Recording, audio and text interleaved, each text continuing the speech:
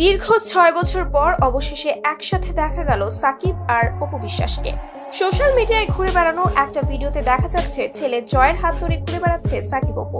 এছাড়াও অপু বিশ্বাসকে দেখা গেছে বেশ ধার্মিক রূপে, গায়ে বোরকা, মাথায় হিজাব দেখেই বোঝা যাচ্ছে আবারও সাকিব খানের সাথে ঘর বাঁধছে অপু বিশ্বাস। মূলত সাকিব খানের সাথে বিয়ে হওয়ার সময় ইসলাম ধর্ম গ্রহণ করেছিল অপু বিশ্বাস। আসসালামু আলাইকুম।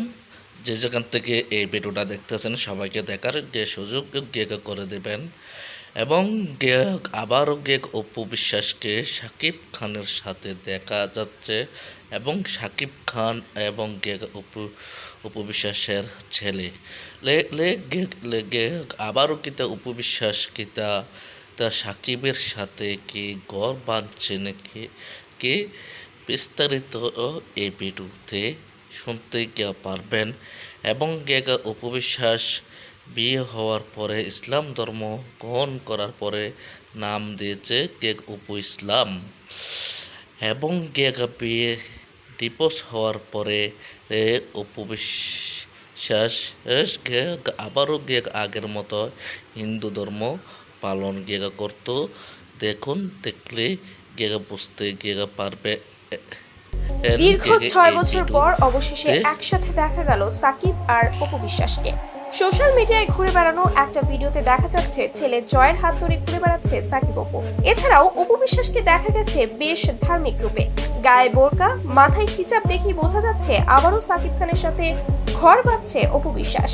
মূলত সাকিব খানের সাথে বিয়ে হওয়ার সময় ইসলাম ধর্ম গ্রহণ করেছিল অপু বিশ্বাস। সে সময় অপু বিশ্বাসের নাম পাল্টে রাখা হয়েছিল অপু ইসলাম খান। তবে সাকিবের সাথে ডিভোর্সের পর অপু বিশ্বাসকে আর কখনোই ইসলামের বিধান মানতে দেখা যায়নি।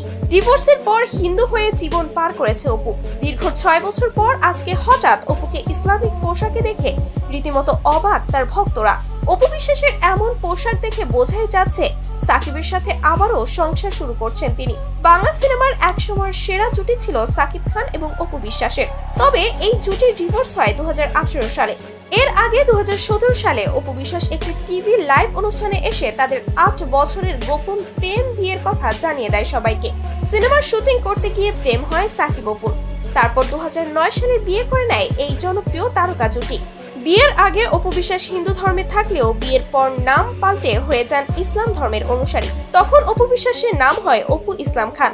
তবে সাকিব খানের সাথে ডিভোর্সের পর ইসলাম ধর্ম আর পালন করতে দেখা যায়নি এই অভিনেত্রীকে। আসসালামু আলাইকুম আমার অডিয়েন্স ভাইরা, আপনারা সবই দেখছেন এবং সবই শুনছেন। আপনারা বিস্তারিত মতামতগুলো মেসেজের মাধ্যমে জানিয়ে দেবেন। এখন বাংলাদেশের নায়ক নায়িকারা এক বিয়ে করছে, এক ছাড়াছাড়ি হচ্ছে এবং আবার পরবর্তীতে তাকে নিয়ে ঘর সংসার করছে। এটা কতটুকু যুক্তি সম্বন্ধ এবং কতটুকু ইসলামের নীতি অনুযায়ী যায়। আমরা জানি একটি নারীকে যদি ডিভোর্স দিয়ে দেওয়া হয়, তালাক দিয়ে দেওয়া হয়, এই নারীটিকে আবার দ্বিতীয়বার নিয়ে সংসার করতে হলে নারীটি অন্য জায়গায় বিবাহিত হতে হবে। এই পুরুষ যদি ডিভোর্স দিয়ে দেয় তাহলে এই নারীকে বিয়ে করে নতুন করে আবার সংসার করা যাবে এবং এই নারীর স্বামী যদি মারা যায় তাহলে এই নারীটিকে বিয়ে করে সংসার করা যাবে। এবং এই নায়ক নায়িকারা যে করতেছে এটা কখনো ইসলাম অনুযায়ী যায় না। এবারের মতো আমি বিদায় নিচ্ছি। আবার পরবর্তীতে দেখা হবে। আসসালামু আলাইকুম।